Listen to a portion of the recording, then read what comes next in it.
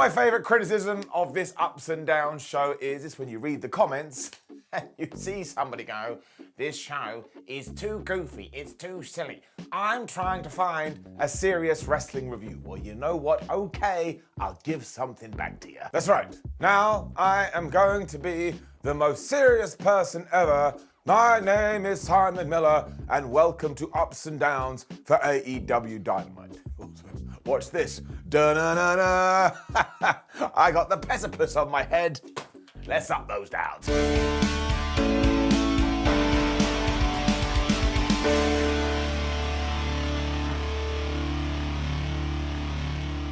Jon Moxley was out to start Dynamite. And much like that there, precipice, he wasn't happy. He talked about being the top of the AEW food chain and how there's only 3 constants in life: death, taxes, and him. And I sat down and I thought about this and I was like, well, he can't have been around in 1412 unless he was a vampire. So now we have the biggest revelation of 2022. Jon Moxley is a member of the Undead. I also think we did another nudge, nudge, wink, wink towards CM Punk, because at this stage, Mox was all like, oh man, nobody in the back is brave enough to come confront me, when all of a sudden Hangman Adam Page's music hit and he made his return to AEW. Don't forget, this is kind of what CM Punk said a few months ago, but of course, that wasn't part of the story. The cowboy wasn't ready. As this was meant to happen though, he got right in Mox's face. Jonathan was like, you really want to do this, pal? Don't you remember what happened last time? So Hangman took his fist, he punched him in the face, and these two just brawled everywhere. Honestly, it got so crazy, I checked out my door just to see if they were going to come in here. They didn't. This then triggered a big old brawl as the commentators kept saying, we don't even know if Hangman Adam Page is cleared. What are you doing, Hangman? We hope you're okay. And this was really good television. I never saw it coming. I didn't think Adam was going to return. And now we're just heading off in a brand new direction. And who doesn't want to see Jon Moxley versus Hangman Adam Page? I don't. Oh, you never do. You're that guy. I could get you on this show right now and give you the AEW World title and you still go, I don't want to. Go away. There's nobody there. Yelling at nothing for a bit. We kept this happiness going too, because next was Bryan Danielson taking on Dax Harwood. I didn't know I needed this in my life. I was very, very wrong. Harwood was able to reverse anything Danielson had in the early going before they were both going for the label lock and the sharpshooter respectively, but of course it was too early and their energy bars were still full. So this is when Bryan just started smashing Dax Harwood right in the face, but then he hit the most devastating move in all of sports entertainment, got 2, and then whammed Bryan with this crossbody, and I was like, damn. All right, that was really beautiful. He then ran at Danielson, who was able to dodge, meaning Harwood went over the top rope, and he hit the ring apron. And I do, but hang on.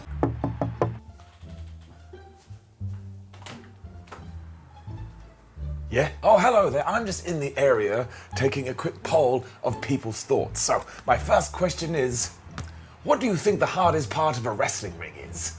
Well, everybody knows that. It's the ring apron. He's right. Bryan then hit a dive because it is 2022 wrestling, and he slammed Dax so hard he fell into the crowd. And then they were even doing moves out there. I did this. I put my hands on my hips. I stood up and I said, well, this is crazy.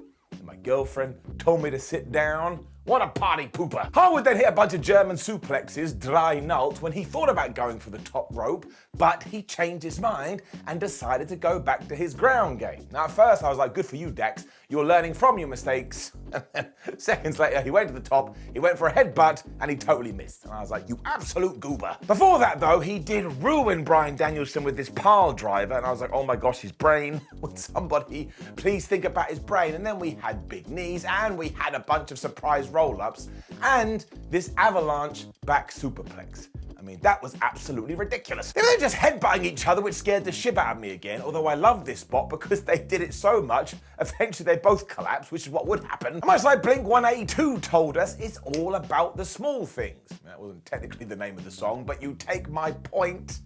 You need to add more realism into wrestling when it makes sense. Harwood then did more reversing as he turned the running knee into a slingshot bomb, which was more attractive than anybody I've ever dated. And then the amount of most devastating maneuvers after this. I mean, it was just one after the other after the other.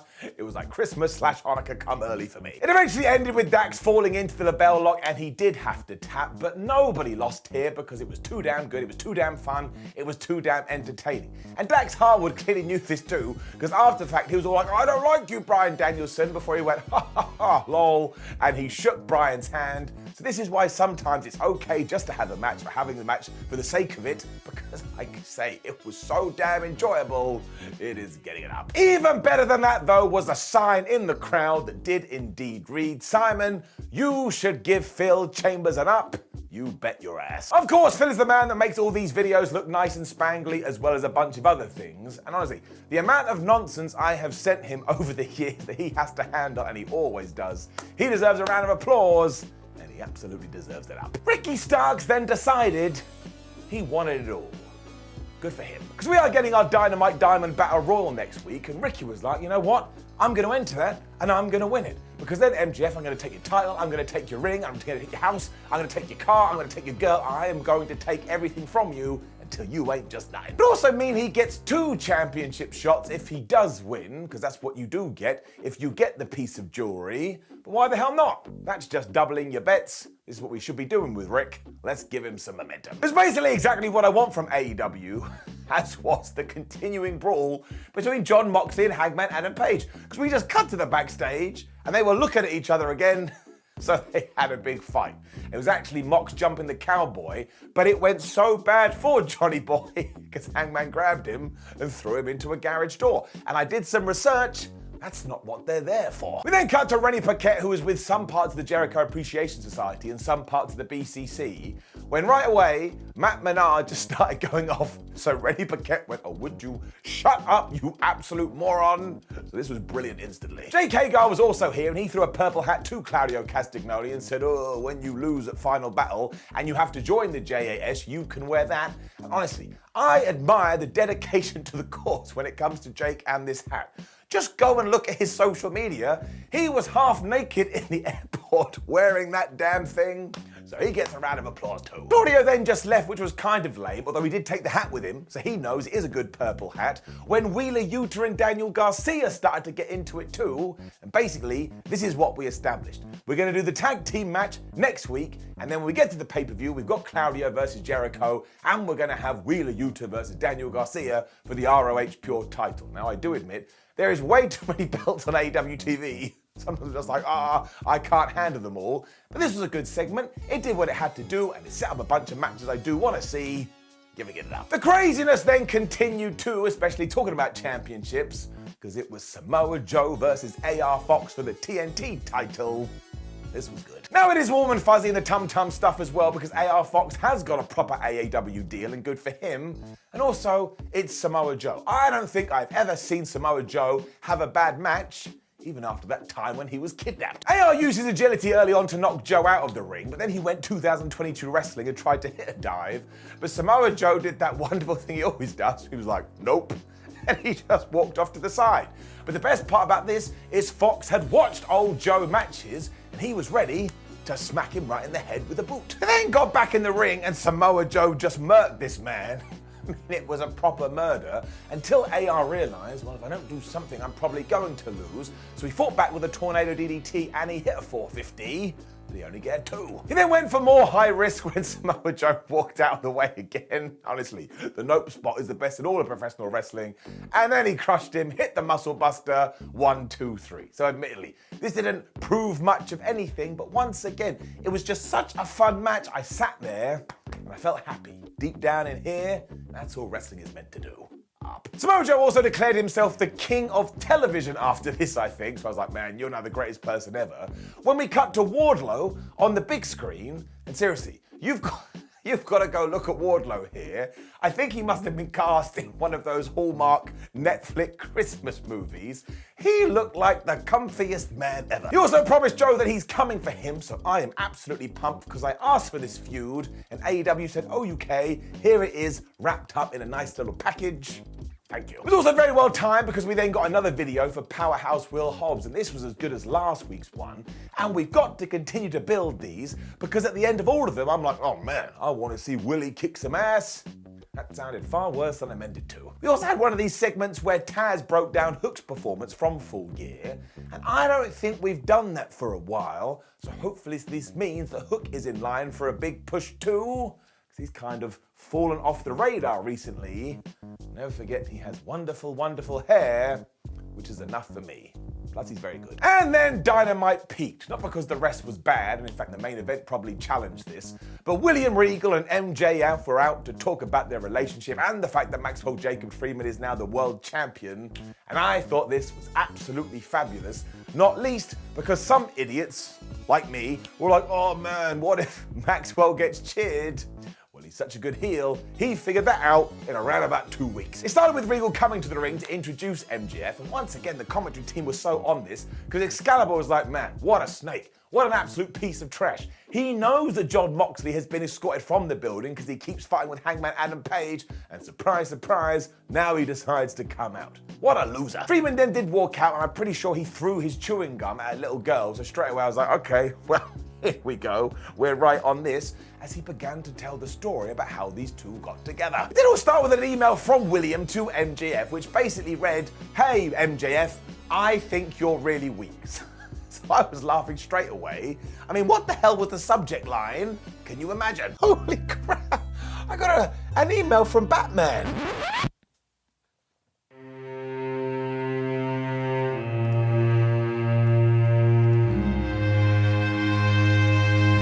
Came after the fact the firm had whooped his ass though, so Regal told Maxwell, look, I can teach you how to be a real villain, you just need to follow me into the darkest areas of the world. It led on to this great line where he said instead of grabbing the diamond ring, you should reach for the brass one, which of course is always a term in professional wrestling, and carried on to say that he wanted Maxwell Jacob Friedman to leave an emotional scar on Jon Moxley, not just a physical one.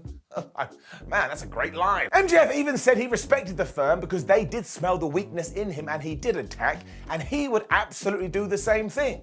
And the only reason he's not going to go after them is because that requires too much effort, and people who give effort are mid. MJF then kept going on saying that I'm the best, nobody is on my level, to the point, this championship is a little bit tainted, therefore I'm getting rid of it, and I'm going to introduce you to the Triple B, or the Big Burberry Belt. That's right, MJF now has his own world title. He has gone full Stone Cold. He then went after everybody, including Bryan Danielson, it certainly sounded like that could be our feud, and said that he's going to hold on to this championship until the Great Bidding War of 2024, but it's no longer just WWE and AEW, because now Hollywood is interested, so who the hell knows where he's going to go. He also made jibes about Triple H, Tony Khan, Nick Khan, so all of this was insider baseball, as he even addressed the fans who had supported him, and he was like, I know what you're going to do, you're just going to be fickle, because sooner or later you're going to be like, MJF never wrestles, MJF talks too much, and he's totally right, because he said he's going to come out, he is going to talk too much,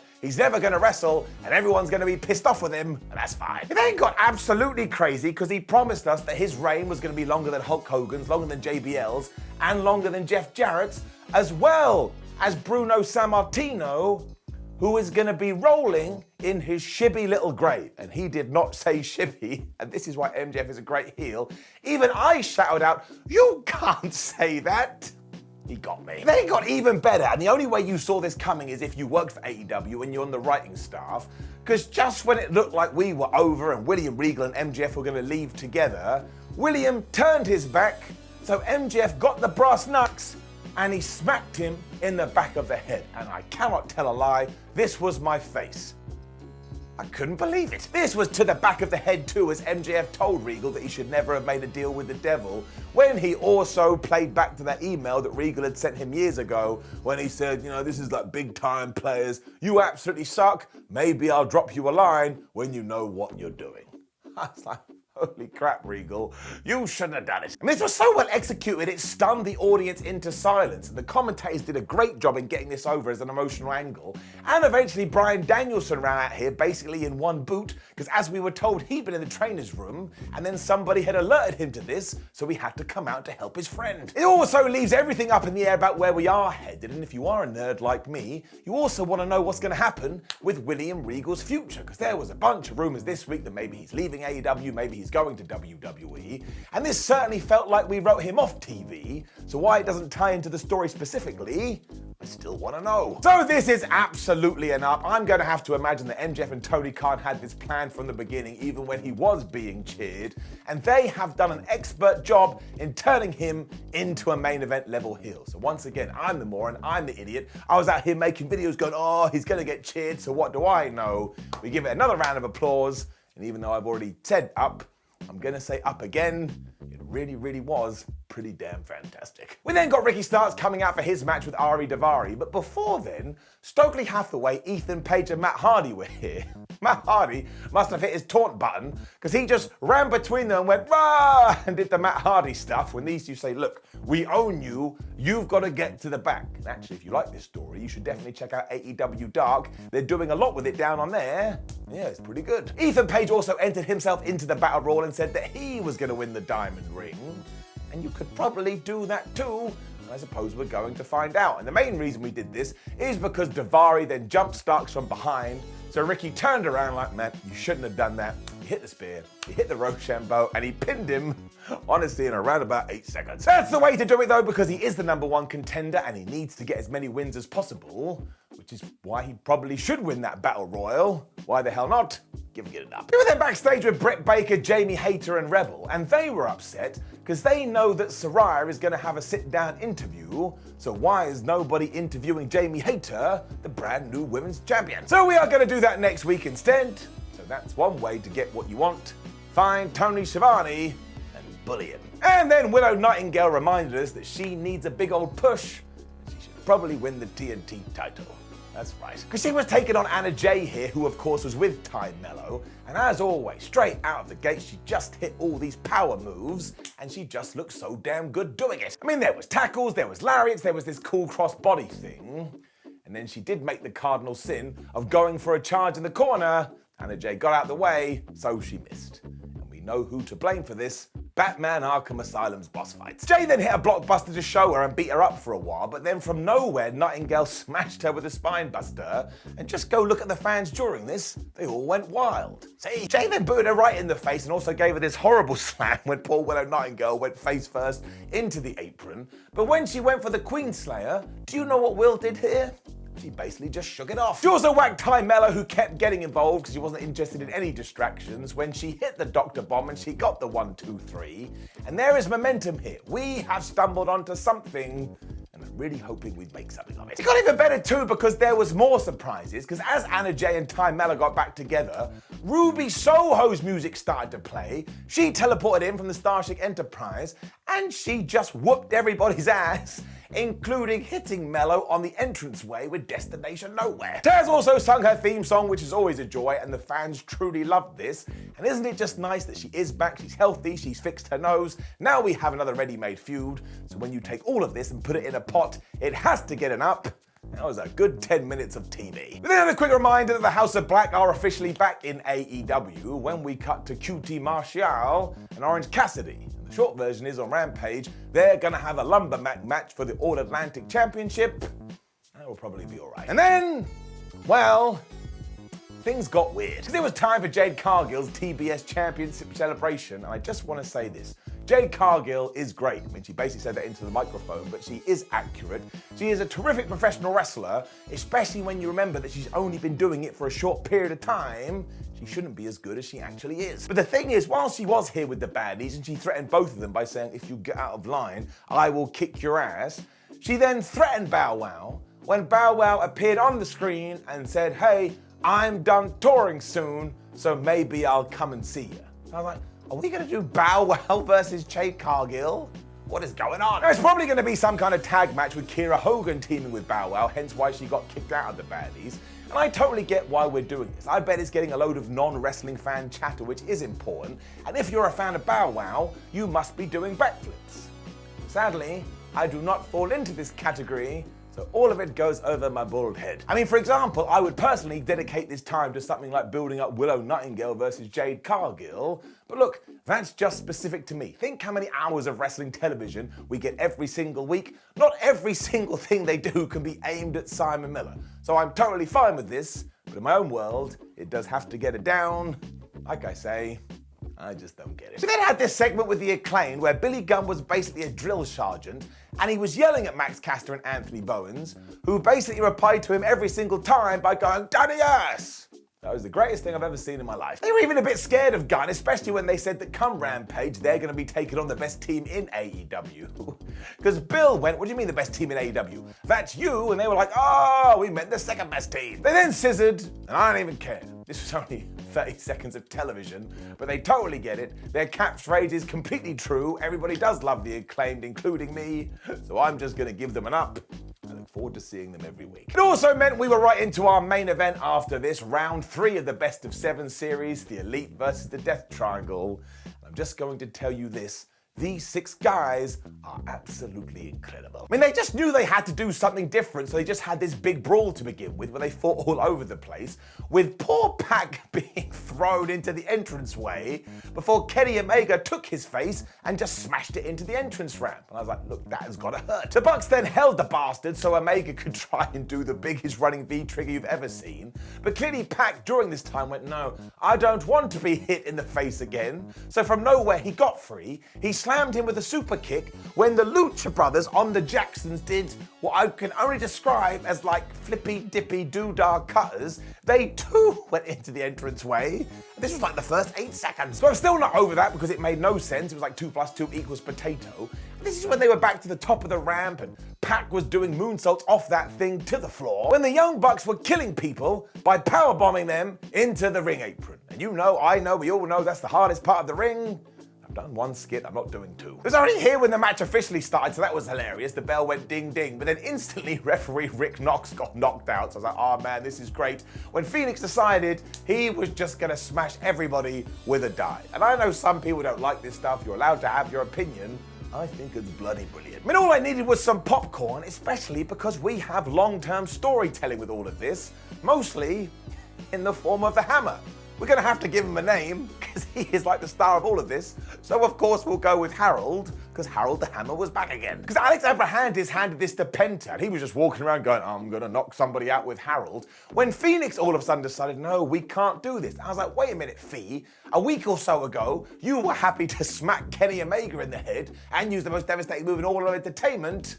But apparently now he's had a crisis of conscience. It was a huge error because the Elite used his hesitation to get back in control. And then there was just so many moves. There were so many moves, I can't recount them all, but I do want to tell you about the one where Pac gave Kenny Omega an Avalanche Falcon Arrow, because I tell you this, that is gonna haunt and delight my dreams for a long ass time. Omega then no-sold a German, hit a lariat before he collapsed because he was nuts. When Phoenix and Nick Jackson got the hot tags, and I crap you not, they must have been going at 100 miles an hour. They were so damn fast. The Bucks then grabbed Phoenix in midair and they murdered his ass with a more bang for your buck, but that only got 2. So Phoenix hit a rolling cutter and then the Lucha Brothers took out Kenny Omega and Matt Jackson on the outside. So back in the ring, Pac just slammed Nick Jackson with a brainbuster. I mean, what are we meant to do? I just went, ha ha ha ha, like I was M. Bison. It also pumped up Pac, which should be the name of his new children's book, because he decided to go to the rope and hit the Black Arrow. But when he came off, Matt Jackson got his knees up. He then surveyed the situation, remembered that he is a veteran, and he hit the most devastating move in all of sports entertainment, the surprise roll-up, and he got the pin. And I tell you why this worked, because it came out of nowhere, obviously, but also Pac sold it like he was dead, so you totally bought it. I left loads out here because I just can't do it justice, and also my brain is not fast enough.